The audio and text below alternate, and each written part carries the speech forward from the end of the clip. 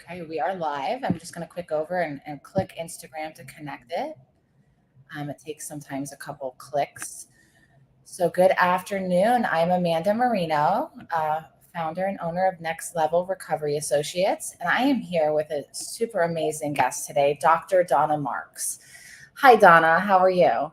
Hi, Amanda. I'm so excited to be on your show. I'm doing great. Thank you so much. You have so much to offer the world. I've always thought that about you. And the more I get to know you, just the more of a true, kind, beautiful soul you are. And I'm grateful for you in my life, as well as your wonderful daughter. You guys are Well, both awesome. thank you, Amanda. The moment I told you when we had lunch a few weeks ago, the moment I met you, I saw your soul and I said, this is a soul sister Oh, or yes. daughter, however you want to look at it. Yes, soul recognizes soul. Isn't that what Absolutely. namaste, Absolutely. like my salvo? And we both have that consciousness of trying to help people. Yes. Especially in the field of recovery and mental health, where do they want to go and how can we help them get there? Yes, absolutely. And you do so many wonderful things. So tell me a little, I know a bit, but I want to learn more, but anyone that's watching, because I'd like to use this platform to be able to, put quality content out there. You're an amazing clinician, you're an published author, a professional speaker. So what brought you into this realm of mental health? I believe that therapists are born, not made. And I think that probably before I got here, I knew that I was going to be in this profession. And I chose to be into a family where there would be lots of learning experiences with mental health and addiction. So if I would survive that, which I barely did,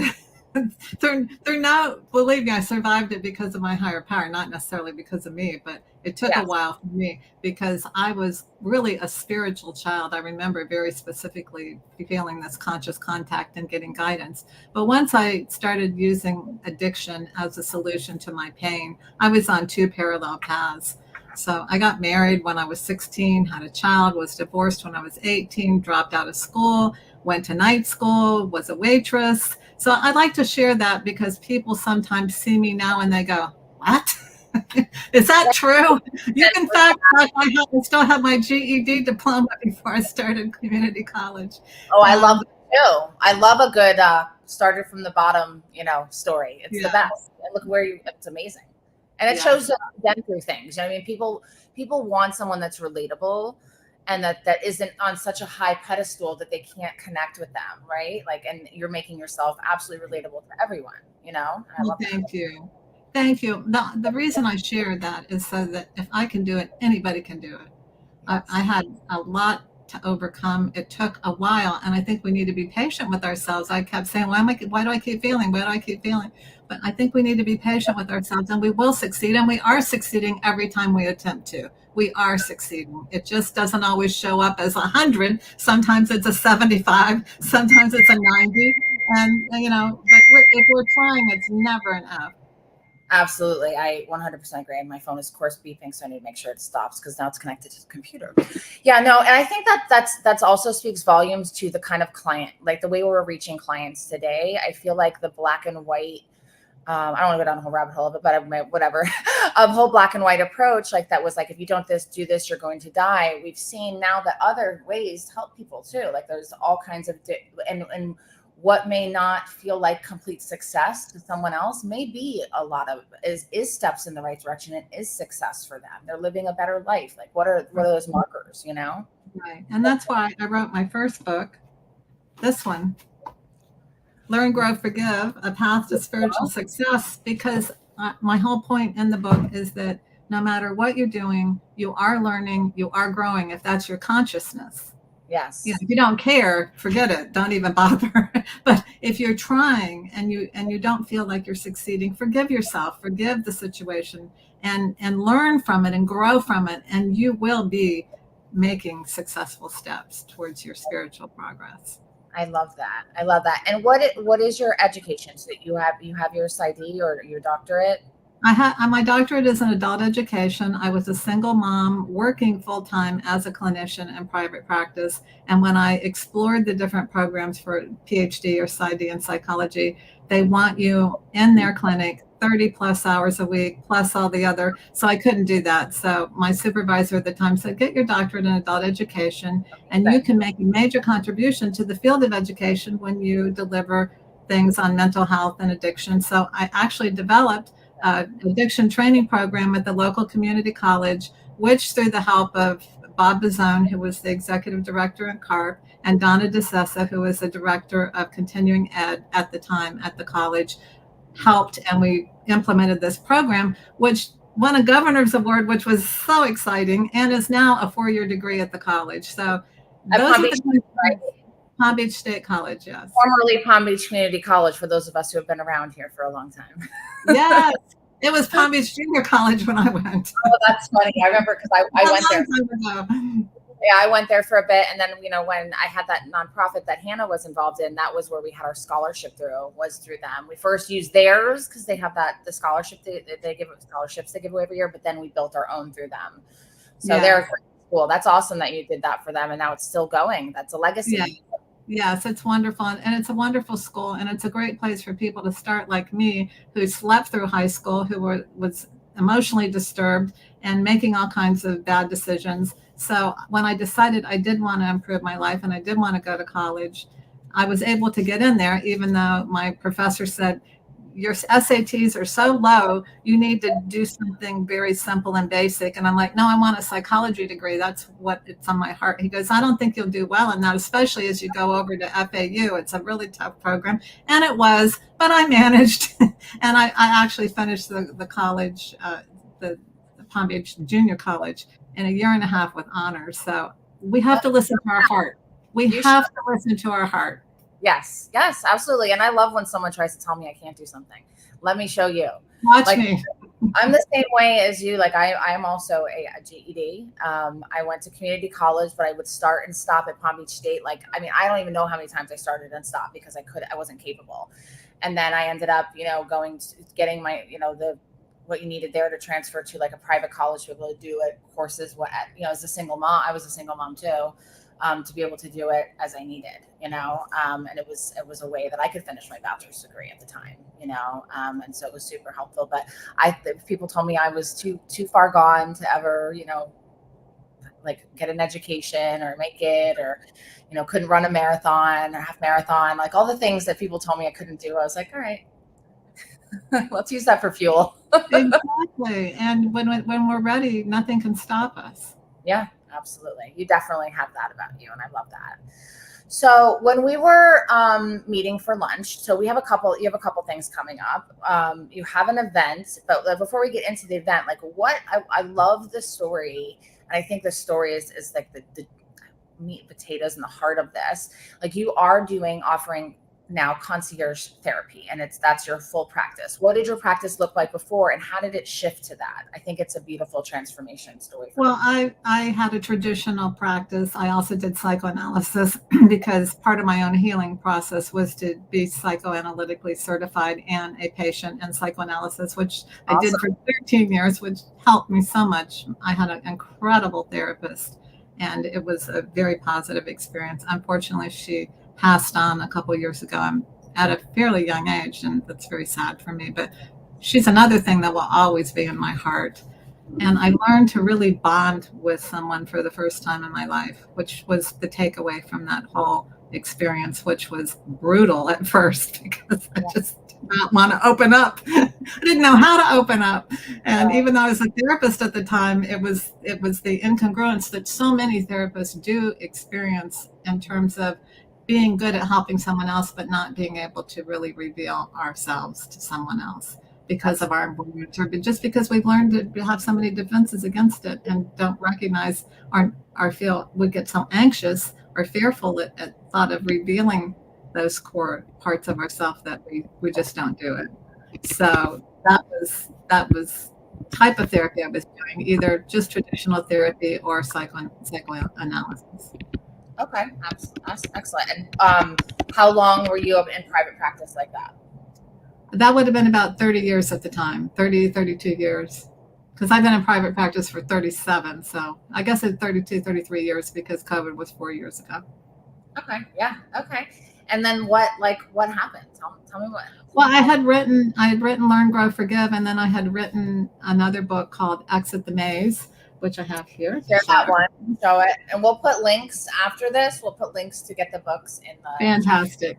That book, I had a wonderful, wonderful editor, and it made a lot of difference. And anybody who wants to write a book should have a very good editor. But that book, I started entering it in book awards just to get feedback and to get a little additional publicity. And it started winning almost every book award that I entered it in. And so I was like, this is amazing. And I told a friend about it, a new friend who I met coincidentally through a jeweler. His wife was an NLP person. He said, oh, you should meet my wife. I said, okay, what's her number? We had lunch, and I'm telling her the story that I'm telling you right now. And this book had been self-published, as was the first one. And she said, you should meet my friend who's a book agent. And I'm like, okay. I'll think about that for a while right now. And so I did meet the book agent, and it was picked up with the next book that I wrote during COVID, The Healing Moment, by Beyond Words Publishing and Simon Schuster. They have a collaboration that they do together. Beyond Words published the book The Secret, which most of your audience will be familiar with, and a lot of other books. Men Are from Mars, Women Are from Venus. They've been major publishers, but they collaborate with Simon Schuster, so the imprint is Simon Schuster. So this was like a huge God moment, and that was happening. And then my patients were scared to come in for therapy. Some of them were canceling. I had a choice. I could either get on that bandwagon of getting flooded with people who were desperate for therapy, or I could do something else. And after all these years, I didn't want to just chalk up hours and hours and hours of therapy. So I asked my higher power for help. I meditated about it, and it came to me to do a concierge practice. And so I said, well, I know doctors do that, and they charge, usually $5,000 a year or something, but that wouldn't work in this field necessarily, because I'm seeing that people need more, not less. Than once a week or twice a week therapy. So I sat down and jotted down what a concierge practice would look like. I did a brochure and started handing them out. When people called, I explained that I don't do traditional therapy anymore. I'll just do concierge. And in the past 4 years, I've had about 20 patients that have worked with me. Some of them just for a month, some of them one of them for 4 years now, most of them in between. So it's very goal orientated. What do you want? I want to make sure I can work with you. I want to make sure it's a good fit, but what do you want? And here's how you get there, is basically, and I'm available to them in a way that they're not used to. Yeah. And I've actually, Amanda, print off some things off the Facebook of therapists who encounter these same issues all the time and how frustrated they are. Oh, so you share some? Okay. Yeah. Well, it filled a need, right? Like, I mean, I started my business right before the pandemic, and I had to pivot really quickly. Like, how am I going to help people when nobody's meeting in person? And we still did, because Blake and I figured, listen, our mentors are 20 years older than us. Like, we're younger and healthy. We have to still do this. So we had to figure out how to do interventions without families there, with them on FaceTime. Like, we just had to very much pivot, just like you. And I think it was a time of make or break you. Like, you wrote a book, you pivoted your business, and that's beautiful. But I know I get to work every day. When the news came out that morning, I'm like, I don't feel fearful. Yeah. I don't know what my death certificate says. So I'm going to go and do what I've done every day for the past 30 some odd years. I'm going to go to work. That's amazing. Not a lot of people did that. Like, especially, we were different down here in Florida too. Like, when I traveled to other states, like, it was intense. Like, they weren't doing anything. So I know you offered Zoom and phone, and you gave people the support that they needed. Yes. Yeah. Just how to create and pivot at a time of, when you're hearing everyone's getting laid off and no one's going to work and no one's getting help. Like, what do we do at that time? And you built something beautiful in that time. And now you get to help others. And people were closing their doors, and this was particularly true and dangerous for people in recovery and mental health, as well as addiction, that they couldn't get They couldn't go to facilities, we should never close our doors, because we are closing our hearts. And there's always a way. There's always a way. But there was an interim period there before Zoom and all that, that people were really being abandoned, and they justifiably, couldn't stay sober, couldn't stay mentally healthy, because they did not have their support.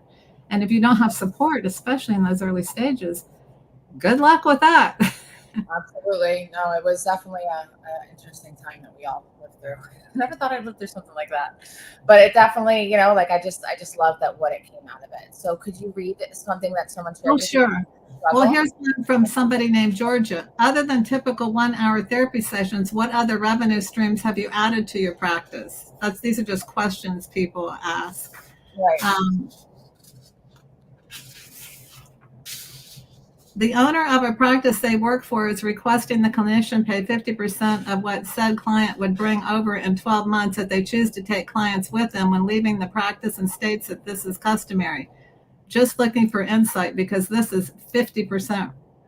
Because this is so wrong. Yeah. These are kinds of things that people in the field who want to be in private practice often get exploited when they could easily do their own thing. And we teach that people how to do that, and to craft a concierge practice, not just a practice. Here's one. Ideas for setting time boundaries with clients who continue to go over about 10 to 20 minutes each time. I feel like I've tried all the therapy techniques, such as wrapping everything up early, et cetera, et cetera, et cetera. Okay, here's a classic example of a typical problem that a therapist has, and they get frustrated because they packed everybody in back to back, and so it's a domino effect. What I try to teach people is your patients need more, not less. And you need fewer patients, not more. So this is one of the things that we address in the concierge program. Work less, have a much higher revenue of income, and the quality of care to your patients is so much better. This patient needs more, and they're getting kind of like punished, or they probably feel the anger, or they have this attachment, dependent, independent thing going on, and it's dysfunctional. So that's funny too, because it's like the therapist, that's what they know and what they're taught, right? So they're doing what they know, right? But the client is also struggling and needs more than this, like allotted. And I think it all started with an insurance. Like the insurance make this like 50-minute time frame for therapy kind of hour. Like I feel like it started with that, Yeah, there is a way to do extended sessions. Oh, okay. We address that too, but we want people to file their own insurance. And we teach people how to do super bills so that they can do that. So this is one of the things that we address. But in concierge, usually people are accustomed to writing a check in advance for whatever. We have different models that we recommend. And so you avoid all of that paperwork. Did you pay? Did you not pay? Did the insurance? I did that for years. So on the phone, you skip this session. Oh, we'll send it to you. Oh, we sent it to you. Oh no, we did. I mean, that's just crazy making, and it just becomes another dysfunctional situation for the therapist. Then you have the triangle of the insurance and the patient and the therapist and all that. So we never took insurance from the beginning, and I felt like, listen, there's going to be a population that everyone serves, and there's not going to. I had to hone in on who my company can best serve, and and it's not going to be the insurance game. Like there are companies that can do like the in-home thing or the virtual thing that people can use insurance. So like if someone comes to me, I will always find them, and I'm sure you're the same. Always find them the right path for them. I'm like, not everybody is going to be a concierge client like what we work with, but we are niching down what we're good at, and who we serve, it's definitely a need. I feel like you said, there's just too many people that slip through the cracks or aren't getting enough support. That's kind of why we developed Next Level, because we saw people doing what we were doing and they were doing a great job. But then I saw like the change of people, and like, are we going to approach them differently? Are we going to be, I don't want to shame. I'm not saying anyone else did, but I don't want to shame anyone. Right? I want to look at progress different for every person, have a clinical lens in, like I'd always have like a Dr. Donna or, somebody involved from the coaching perspective, because I'm not a clinician. but being able to customize and meet people where they are, I think that's it's just much more. The reason I want to have you at my seminar in December is because you are a coach and you are very successful, and you do know how to combine the business and the compassion. And so a lot of therapists or coaches don't know how to do that. And we want to bring them into a place where they recognize that they are not greedy. Like some people are like, oh, I can't believe you're doing that. I'm like, because I do this, I can continue writing. I have a couple people that have come in and I didn't charge them anything because they couldn't afford it. I have some previous patients, I've stuck with them. I didn't dismiss them. I have a couple people that pay such low fees just so they're investing. And, so I have more time to do the philanthropic types of things. That's amazing. And make 4 times the amount of money I was making prior to COVID. That's amazing. I think that's one thing we talked about. So I think I shared with you a lot of my private practice friends or reference relationships, they're terrified to market themselves. And I can't tell you how many therapists I've been their first video. Either they've done first video with me live, or I've gone to their office and made their first video. So I don't think that you guys you're not taught how to build a business as a clinician, correct? Like you're taught, kind of just from my understanding. Can you speak to that a little bit? Like, what are you taught when you become a clinician? Are you taught how to market yourself and how to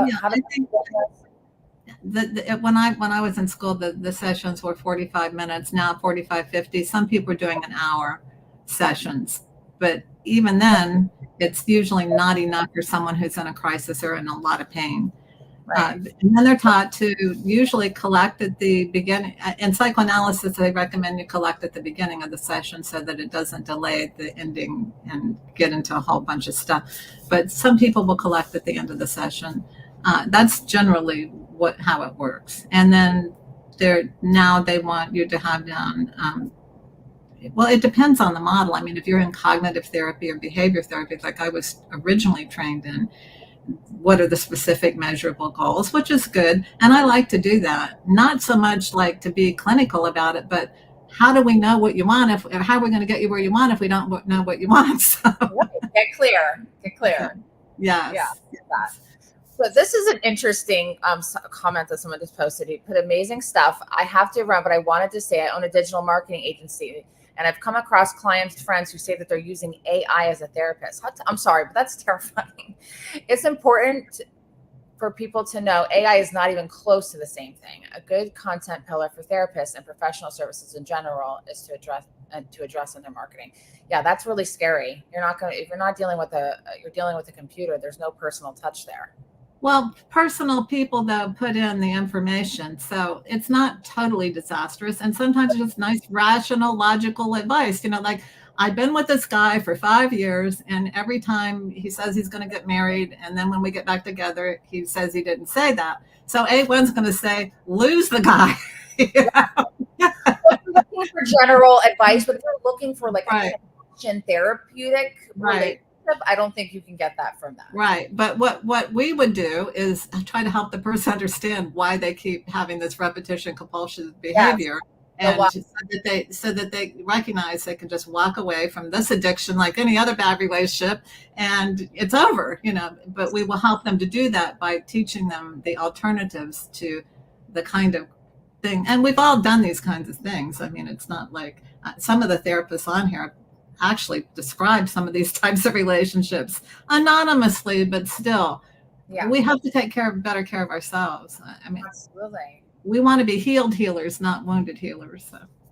Well, share a little bit about that, because I'm sure you've gone through times of burnout, times of beat down as a clinician, and how have you worked through that? Because I think that's really helpful for therapists too. Well, actually, I have never felt burnout as a therapist, ever. So I don't want to make up a story that I have. What do you do to feel that way? I learned to take good care of myself, to pace myself, to make sure that I have a fairly rigorous exercise program of 4 or 5 times a week of Orange Theory and Pilates, and I meditate and I eat healthy. So my energy level is always pretty much up here.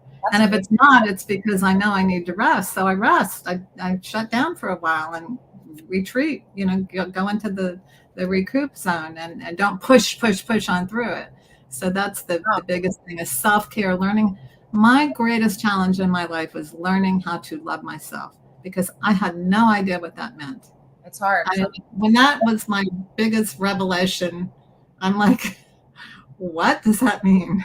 Yeah. And I had to understand what that actually meant. So I teach people how to do that. Impressive that I'm just kind of like stuck and you've never been burned out. I need to take some lessons. Like I try to do like, the self-care thing. Like, I mean, I now even pencil in the middle of my week. Like I do make sure I make my workouts. Like I've been doing something that's like a, cold plunge or a sound bath or whatever it is. Like I'm doing like things and then I just like sometimes just go back with my puppies in the pool, but I do hit a wall often, and it's from travel, then kids, and then just like I think that I can always do more than I can do, and it's not true. then I pay the price. Yeah, so you have to block off time for yourself so that doesn't that wall. Those walls get built one brick at a time. So when they start stacking up, it's time before the wall goes up to retreat. And sometimes you might have to cancel something or look at your schedule and say, do I really want to do all this? Yeah, no, I don't. We have the benefits of being in charge of our own schedules. So we can create whatever future we want. And what my seminars are about is creating your dream practice. What would that look like for you? Yeah. Here's one right here. Here's one right here that's addressing this. What do you do, read, or think about when you're feeling incredibly burned out, hopeless about your success, progress as a clinician in general, professionally isolated and struggling? I think this is the biggest thing. Private practitioners are isolated and they don't have enough connection with other people. And I think that's mainly why they get burned out. They get in this routine of home, relationship, kids, work, and there's not enough of that variability of fun and play and enjoyment and rest. Are you able to see this question? Hi, Amanda and Dr. Marks. How do you handle a question from a provider who works with the populations who need to use their insurance and feels like the cash side isn't good or benevolent? I was in a meeting yesterday with a wonderful man, actually a chaplain, who serves the military folks who are mentally ill or have SUD, substance use disorder, for anyone who doesn't know. But I could tell how offended, for lack of a better word, he was at the cost of care for some of the treatment centers and concierge services. So I'm not sure I understand the question. Her question is from a provider. Is the provider the chaplain or? I believe so. Okay. So I think that we just have to give the space that some people don't understand it, don't like it. The reason that chaplains are wonderful is that the church often will pay them a salary, and then if they charge a fee, they can afford to charge a lowered fee. There are all kinds of mental health services that serve all communities. We are serving in the concierge practice a community that can afford and wants more. So it is a special niche, and it isn't for everybody. I actually have a model for people who can't afford it, who want counseling on a more traditional basis, or we have a list of referrals where we can send out to the community where fees are based on affordability. So it's not like anyone's doing anything bad or wrong if they can't afford it. We will definitely take the time and invest in helping them to find the resources that are appropriate for them. But like I said earlier, I have done some philanthropic work in my office and give them just as good a service as anybody else, because I can afford to do that with my time and my income. Absolutely. Yeah. And that's like, when I worked on the show Intervention, I said to them, like, I have to, even though I'm not like paid by anybody, the clients and things like that, like, I want to still be able to treat them like they're my own and stay in touch with them as long as they want to be, check on them, follow up. And they were absolutely okay with that, because regardless, I mean, I even went, like, yes, I do concierge service too, but if it feels right, I will go help someone that doesn't have any resources. Like, obviously I have to be mindful of my time and my children and, my burnout level, but if I have the capacity, like I want to help anybody that can. Maybe it's not to work with Next Level and not to work with our services, but I can find them the right path for them. So or refer them, be the conduit for the resource. Yes, absolutely. And that's part of like going out in the community and knowing your community and knowing what's out there in the country, is to know what's appropriate for different people. Like there's so many resources out there. There's things for people that need to be on a certain religious track, or need something long-term, low cost. Like there's something out there for everybody, but you and I have honed in on, this is the population we best serve, and this is what we do, and we're not apologetic about it, because absolutely not. And not only that, need. And from an economic perspective, many of my patients have addictions or mental health issues and could go to residential treatment for 30 or 60 days. I evaluate whether or not that would be better for them. And if it is, by all means, I recommend that. But not all of them need that. Most people with addictions and mental health disorders are highly functioning people, and they can do an intensive outpatient program with me or whoever else that is doing this, and they'll do better because they don't have to check out for 30 or 60 days, and they will pay about a third of what they would pay in a residential facility. So from an economic perspective, you have to look at all the factors involved. Absolutely. That's why when I tell a family to if they have the resources, to invest in doing it the right way now, because if you just try to do a shortcut and not try to get through the family work and try to do like a longer term oversight, and you can try the other way before, like try it this way. And like you said, there was I think it was just a big push in behavioral health for a long time. Like every person needed residential treatment, and that is just not the case. And a lot of people, I'm sure, that have come to you and that come to us have been through so many, and they cannot, the part they always struggle with is when they get home and they get back to life. They haven't gotten the support that they need, and that's what we can provide them. Yeah. Like some people need more hand holding, not a piece of paper and saying, here's your plan, go do it. Like some people need, like the world today is a much heavier place, and I'm sure you're dealing with way more complex clients, right? The core issue, as we all know, is the attachment problem. That the person with mental illness or addiction is isolated, and their world has become small. So they feel good when they're in treatment. They're doing normal behavior. They're eating, they're sleeping at least a little bit. They're having activities but mainly they're socializing. They have other people around them. They get out of that environment. They go right back to the same environment, either alone or the same dysfunctional, non-supportive. Not necessarily that anybody's intentionally being non-supportive. They just don't know. They're beside themselves, and they do things that counteract the treatment. And then, so to me, addiction or even mental health issues is attaching to the wrong thing.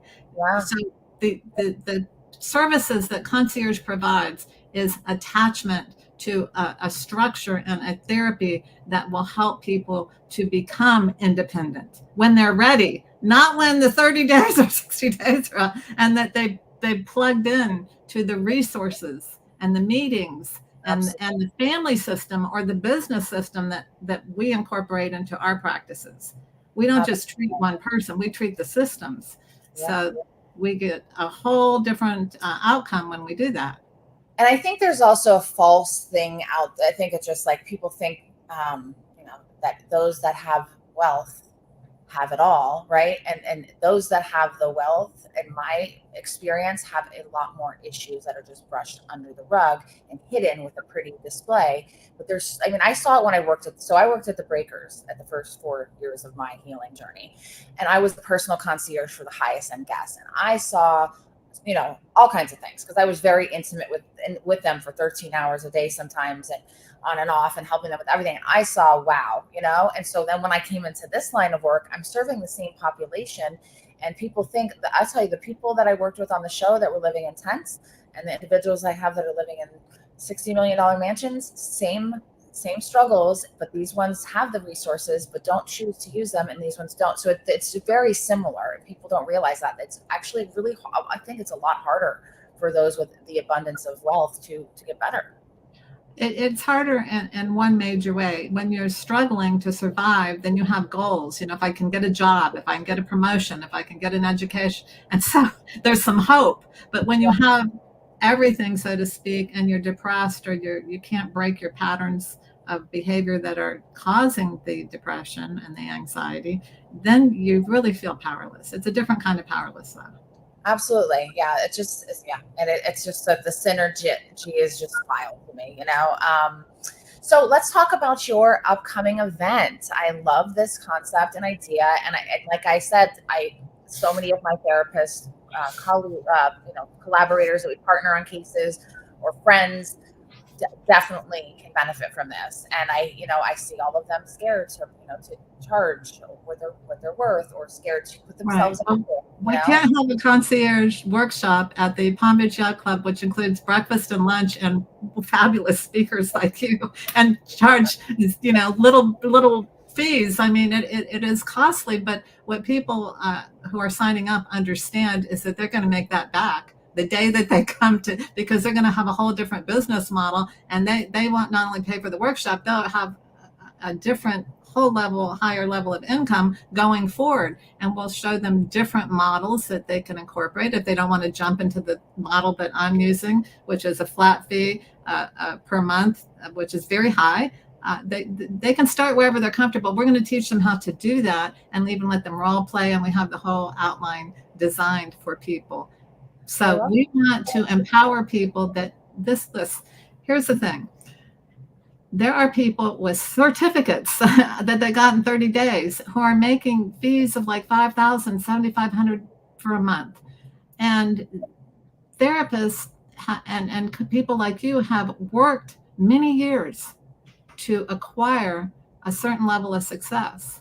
And you are undervalued.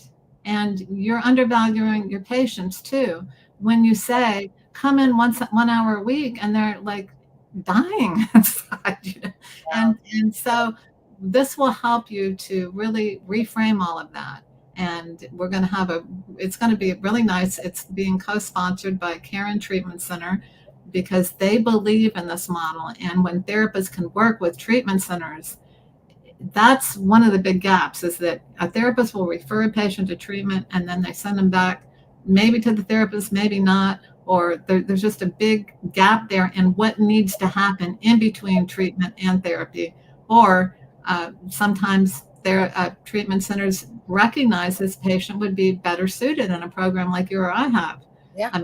So, this is like a collaborative effort. So anyhow, we're very excited that they are co-sponsoring it. And it's going to be a lovely event. It's 5 hours. I'm a provider for Florida certification. So people get CEUs, which is very nice. Plus, we're going to do a 1 hour webinar follow-up for people who are going, oh, this is where I am, a little stuck, or I'm really excited this is working, or whatever they want to contribute to that 1 hour follow-up webinar. I love that. And so what propelled you to want to teach people how to do this now that you've mastered it? And what propelled you to be like, oh, I want to give this awesome thing away to, it's not going to be for every clinician. And I see these kinds of things on Facebook, and people were so intrigued when I told them, like, at first they're like, oh, we'll see how that works out. 4 years later, they're like, oh, amazing. And then the same thing, Donna. I had people tell me, you're going to need to get a job. Me and Blake, you're never going to be able to survive on what you guys are doing. You're going to need to get a job also. I've never gone without in 5 years. Never, not at all. And here's the thing: not only are you busy enough, or it sounds like you're busier than you want to be at times, you are loving it, and your patients, their needs are getting met. This is the core issue. You are learning how to meet your patient's needs in a healthy way, as opposed to this model that's been designed and is not really working for many, many people over the past 50 decades. Sigmund Freud, this is really important. Sigmund Freud saw his patients 5 or 6 times a week for 5 or 6 months. Wow. How did we get to where we are now? Yeah, no. And then people don't understand that are not in this world, that therapists pretty much go to school. Their education is equivalent to a medical student, right? Because you're getting Almost. all of the, I mean, I look at it as it's almost that much time, as far as all the things that you need to do. And I don't know if that's like as honored and lifted as this. Because so when people ask me like, are you a licensed therapist? I'm like, no. And I'm not going to ever pretend to be, because I know how much you all go through to do that. And I honor that. And I think that the society as a whole needs to honor that. And I think the therapists that you're going to be teaching, also need to own that. Like, look how much work I've put in. I've worked now in a treatment center, and I've worked for an insurance private practice. And this is what I want to build for myself and for my family and my quality of life, and be able to donate my time to philanthropy and things like that. I think and not just therapists, you too. I mean, you're putting in a lot of energy, resources, and effort to every client that you work with. Yes. So this concierge approach is good for coaches and therapists. Absolutely. So what are a couple takeaway things that you would, or like bullet points that you would like to share for anyone that may be interested? Like, you got number one webinar, we have the post webinar, they're going to have a business model to be able to move forward. We're going to be having breakfast and lunch and speakers sponsored by Karen, us, and you. And what else? What does your dream practice look like? Because remember, I want your goal, and I want to show you how to get there. So I'm not lumping everybody into the same goal. Not everybody wants my model. So What is your dream? What does your dream practice look like? And then the whole focus will be on how to get you there. The biggest takeaway is that your clientele will be so much better served by you knowing how to craft your practice to meet those needs, and yours as well. But mainly, this is going to be a collaboration of success and goal-oriented therapy that is concentrated, and you will have more free time, and you will have more income, and your patients will really feel grateful to you. Yeah. It's not going to be about the money, it's going to be about the success. And that's, if that isn't worth an investment to you, I don't know what one college course costs now. Probably $1,500 or something. Do you know? Probably more. It depends on where you are, but maybe like this is less than that. Yeah, this is less than that. So to learn business mastery and to craft your dream practice, and how to be able to answer these questions, and even better, not even get in these positions to begin with, is really where we help people go. Yeah, to learn from you, to connect with other providers that are in the same kind of space, right, too. Like, it's going to be, I mean, I know some of the people that have signed up already, and they're incredible. So I think it's going to be fantastic. And I'm looking forward to. I just want to give you, I didn't fully answer your question earlier. So how did I decide to do this workshop? My daughter kept saying, Mom, because she was seeing, how I have more time and I'm really enjoying my practice and all. And the grandbabies.